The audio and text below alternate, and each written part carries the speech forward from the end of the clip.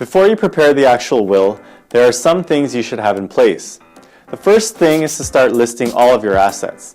This includes all of your bank accounts and the amount you have in them, titles to your real estate including the estimated value of it, your investments and savings, and other assets that you have.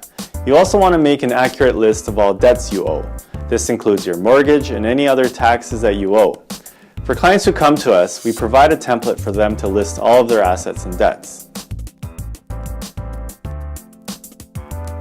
If you're married with children, a practical thing you want to take care of is whether you have joint ownership of your major assets, such as your house, and whether your spouse is named as the beneficiary of your investments. First, the house. If only one of you dies and your spouse is listed as the co-owner of it, then ownership of the house will automatically flow to your spouse. If only you are entitled to the property, then your spouse will have to go through the estate administration process. It's an undesirable headache, so my suggestion would be to try and get both of your names on title.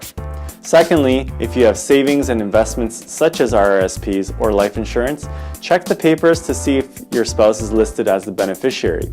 Again, if that's not the case and you die, there could be additional headaches, costs, and taxes. Another thing you may want to look into is whether or not you have enough life insurance coverage. If you were to suddenly die, does your policy provide enough to support your family into the future? In addition to life insurance, most young people don't have critical disability insurance. The odds of you getting injured or physically being unable to work is probably higher than you actually dying, so it's a good idea to make sure you have such insurance in place.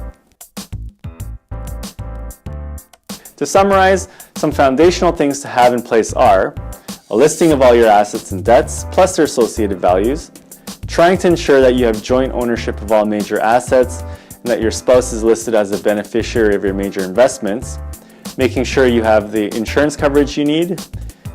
And with all these things in place, we're now ready to start looking in more detail at what's included in a will.